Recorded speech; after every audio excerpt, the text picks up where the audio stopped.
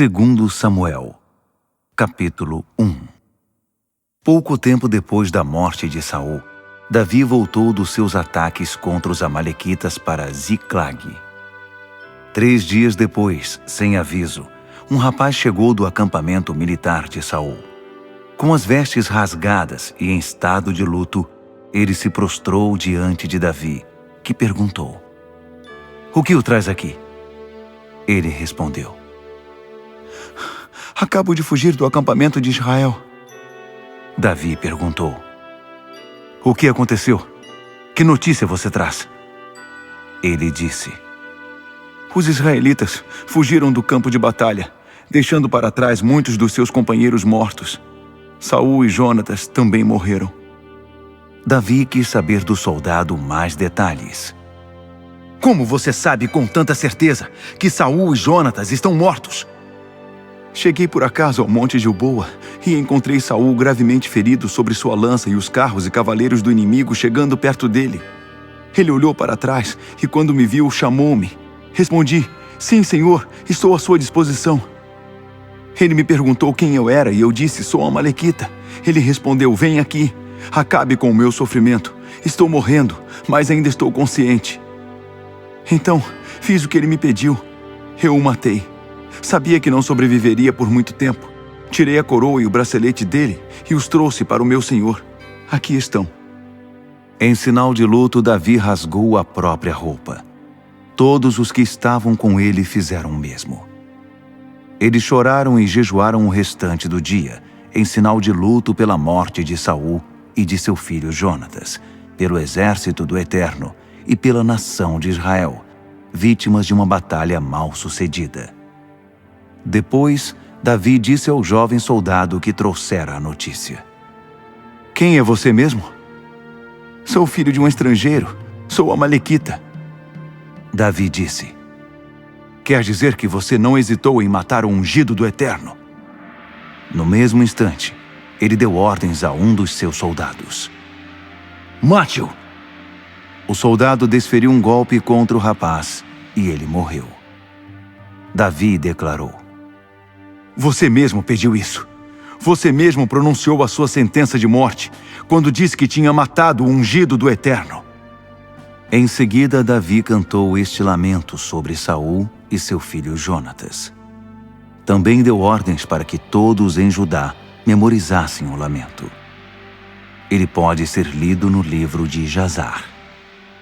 Oh, as gazelas de Israel, feridas estão sobre os montes. Os poderosos guerreiros caíram. Não anuncie isto na cidade de Gate. Não divulgue nas ruas de Ascalon, para que as filhas dos filisteus não tenham mais um motivo para celebrar.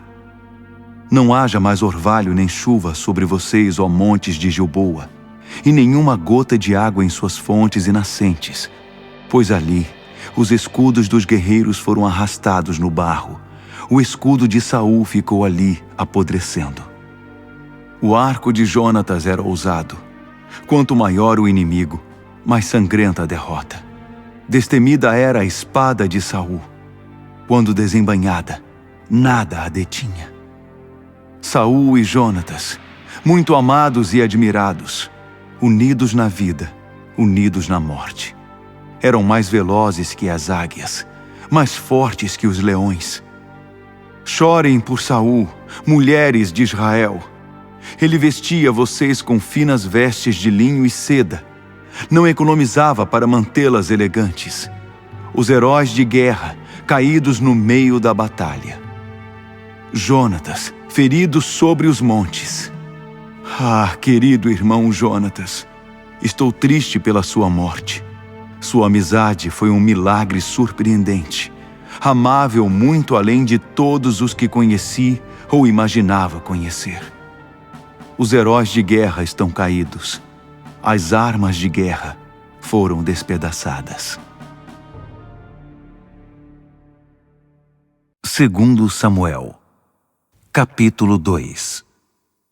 Depois disso, Davi orou. Ele perguntou ao Eterno: "Devo mudar para uma das cidades de Judá?" O Eterno respondeu: "Sim, vá. Davi perguntou: para qual cidade? Deus disse: para Hebrom. Assim Davi mudou-se para Hebrom com suas 2 esposas, Ainoã de Jezreel e Abigail, viúva de Nabal do Carmelo. Os homens de Davi com suas famílias também foram com ele e se estabeleceram em Hebrom e seus arredores.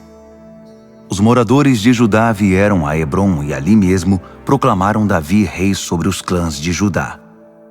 Disseram a Davi que foram os homens de Jabes de Gileade que tinham dado um sepultamento digno a Saul. Davi enviou mensageiros aos homens de Jabes de Gileade, dizendo: o Eterno abençoe vocês pelo que fizeram, por honrarem o seu senhor Saul com esse funeral.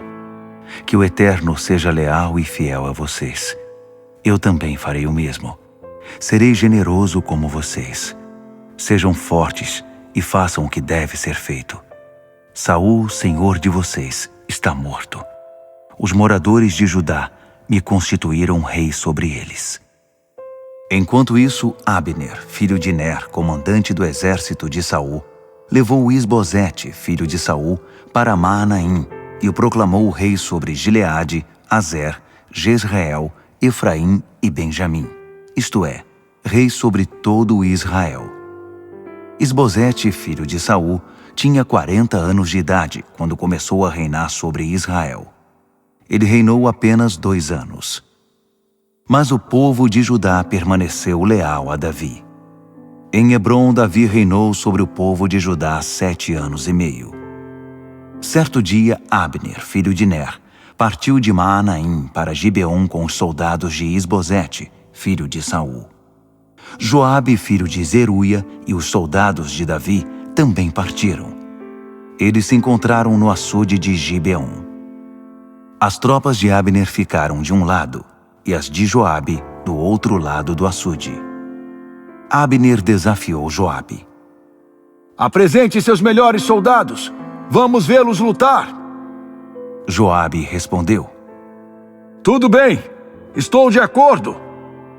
Então 12 benjamitas de Isbosete, filho de Saul, e 12 soldados de Davi se prepararam para lutar. Cada um agarrou a cabeça do adversário e fincou a espada nele. Todos caíram mortos de uma só vez. Por isso aquele lugar é chamado Eucate Razurim, Campo da Carnificina. Fica ali mesmo, em Gibeon. A batalha se intensificou durante todo o dia. Abner e os homens de Israel foram esmagados pelos homens de Davi. Os 3 filhos de Zeruia estavam lá: Joabe, Abisai e Azael.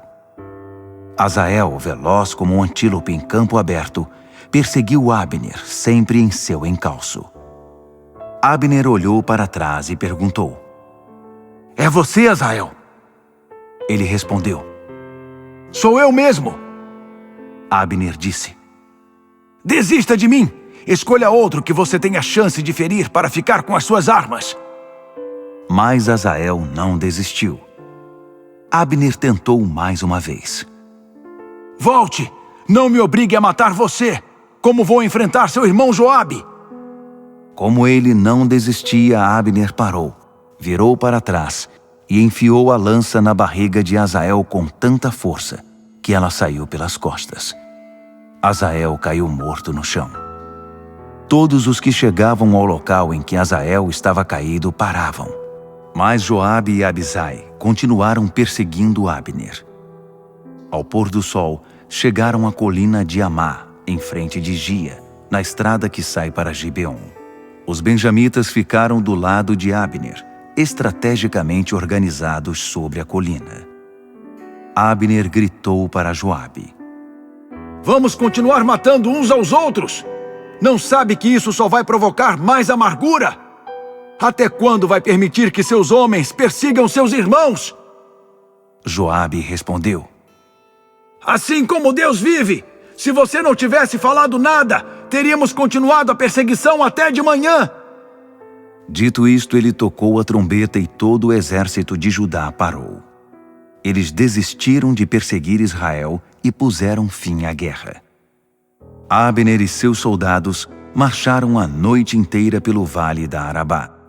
Atravessaram o Jordão e, depois de marchar toda a manhã, chegaram a Maanaim. Depois de voltar da perseguição de Abner, Joabe fez a contagem do seu efetivo. Além de Asael, estavam faltando 19 soldados de Davi. Os soldados de Davi tinham ferido e matado 360 soldados de Abner, todos benjamitas. O corpo de Asael foi trazido e sepultado no túmulo da família em Belém. Joabe e seus soldados marcharam toda a noite e chegaram a Hebrom ao amanhecer. 2 Samuel, capítulo 3. O conflito entre a família de Saul e a família de Davi continuou por muito tempo. Quanto mais perdurava, mais Davi se fortalecia e mais a família de Saul se enfraquecia. Enquanto permaneceu em Hebrom, Davi teve os seguintes filhos: o mais velho, Amnon, filho de Ainoã, de Jezreel. O segundo, Quiliabe, filho de Abigail, viúva de Nabal do Carmelo. O terceiro, Absalão, filho de Maaca, filha de Talmai, rei de Gesur. O quarto, Adonias, filho de Hagite. O quinto, Cefatias, filho de Abital. O sexto, Itreão, filho de Eglá. Esses 6 filhos de Davi nasceram em Hebrom. Abner aproveitou o conflito entre a família de Saul e a família de Davi para se fortalecer. Saul teve uma concubina chamada Rispa, filha de Aia. Certo dia, Isbosete questionou Abner: "Por que você se deitou com a concubina de meu pai?" Abner perdeu a paciência com Isbosete e disse: "Você está me tratando como cachorro? É assim que sou tratado depois de permanecer leal à família de seu pai e a todos os seus parentes e amigos? Eu pessoalmente o salvei de ser capturado por Davi, e agora você se incomoda por eu ter me deitado com uma mulher? Sabe o que eu vou fazer? Vou colaborar com a transferência do reino da família de Saul para Davi, para que ele reine sobre toda a nação, Israel e Judá, de Dan a Berseba, como o Eterno prometeu a ele. Que Deus me castigue se eu não fizer isso." Isbosete, com medo de Abner, não disse nada. Abner tomou a iniciativa e mandou dizer a Davi: "Vamos fazer um acordo e ajudarei você a conquistar a lealdade de toda a nação de Israel." Davi respondeu: "Ótimo, façamos o acordo, mas com uma condição. Nem apareça aqui se não trouxer Mical, filha de Saul, quando vier me encontrar." Ele mandou este recado a Isbosete, filho de Saul: "Devolva-me Mical, que me foi dada em casamento como recompensa pelos 100 prepúcios dos filisteus." Isbosete determinou que ela fosse tirada do marido Paltiel, filho de Laís. E Paltiel a seguiu chorando por todo o caminho até Baurim. Ali Abner ordenou: "Volte para casa." E ele voltou. Abner reuniu os líderes de Israel e disse: "Faz tempo que vocês querem que Davi seja rei sobre vocês, pois chegou a hora. Além disso, o Eterno prometeu a Davi: por intermédio do meu servo Davi livrarei o meu povo Israel da opressão dos filisteus e de todos os outros inimigos." Abner chamou os benjamitas de lado e conversou com eles. Depois foi a Hebrom conversar a sós com Davi e contou a ele o que Israel em geral e Benjamim em particular pretendiam fazer. Quando Abner e sua comitiva de 20 homens chegaram a Hebrom, Davi ofereceu um banquete a eles. Abner disse: "Estou pronto. Deixe-me voltar a reunir todo o Israel para que se submeta ao meu senhor o rei. Eles assinarão um acordo para que o Senhor governe sobre eles como achar melhor." Davi despediu Abner em paz. Logo depois, os soldados de Davi, liberados por Joabe, retornaram de uma batalha, trazendo muitos despojos. Abner não estava mais em Hebrom com Davi, pois tinha acabado de partir. Quando Joabe e o grupo de soldados chegaram, souberam que Abner, filho de Ner, tinha estado com Davi e voltado para casa em paz. Joabe foi falar com o rei. O que o senhor fez? Abner vem aqui e o senhor o deixa ir embora livre? Saiba que Abner é muito esperto. Essa visita não teve intenção amistosa. Ele veio espionar, conhecer os seus movimentos, descobrir o que o senhor está fazendo. Joabe saiu dali e partiu para a ação, enviando mensageiros para alcançar Abner. Eles se encontraram com Abner na cisterna de Sirá e o trouxeram de volta. Davi não ficou sabendo de nada. Quando Abner chegou de volta a Hebrom, na entrada da cidade, Joabe o levou ao canto para uma conversa em particular. Ali mesmo, ele o esfaqueou na barriga, matando Abner a sangue frio, como vingança pela morte de seu irmão Asael. Mais tarde, quando soube do fato, Davi declarou: Eu e o meu reino somos inocentes diante do Eterno, pelo assassinato de Abner, filho de Ner. Que Joabe e toda a sua família sofram para sempre por derramar esse sangue. Que sejam vítimas de doenças de pele, violência e fome. Joabe e seu irmão Abisai assassinaram Abner, porque ele tinha matado o irmão deles, Asael, na batalha de Gibeon. Davi ordenou a Joabe e a todos os soldados comandados por ele: Rasguem as suas roupas, usem roupas de luto, conduzam o cortejo fúnebre de Abner e chorem bem alto. O rei Davi seguiu atrás do caixão. Abner foi sepultado em Hebrom, e o rei chorou muito ao lado do túmulo dele. O povo chorou também. Então o rei entoou este tributo a Abner: Como pode ser isso? Abner morto como indigente. Você era um homem livre, livre para ir e fazer o que quisesse. Você caiu como uma vítima de briga de rua. O povo agora chorava incontrolavelmente. Depois do funeral, todos insistiam com Davi para que comesse alguma coisa antes do anoitecer. Mas Davi fez este juramento: Deus, ajuda-me para que eu não prove uma única migalha de pão ou qualquer outra coisa antes do anoitecer. Todos os que estavam no funeral ouviram suas palavras e ficaram admirados. Aliás, tudo o que o rei fazia, o povo respeitava. Naquele dia, todos os habitantes de Israel ficaram sabendo que o rei não estava envolvido na morte de Abner, filho de Ner. O rei disse a seus servos: Percebem que hoje um príncipe e herói de guerra foi vítima de uma injustiça em Israel? Mas eu, embora sendo rei ungido, não pude fazer nada para impedir. Os filhos de Zeruia são mais poderosos que eu. Que o Eterno retribua ao criminoso o crime cometido. 2 Samuel, capítulo 4. Quando Isbosete, filho de Saul, soube que Abner tinha sido morto em Hebrom, perdeu a coragem e toda a nação ficou abatida. O filho de Saul tinha 2 homens no comando das tropas. Um se chamava Baaná e o outro Recabe. Eles eram filhos de Rimom, de Beerote, de Benjamim. Os moradores de Beerote tinham sido designados à tribo de Benjamim desde que fugiram para Gitaim. Até hoje moram ali como estrangeiros.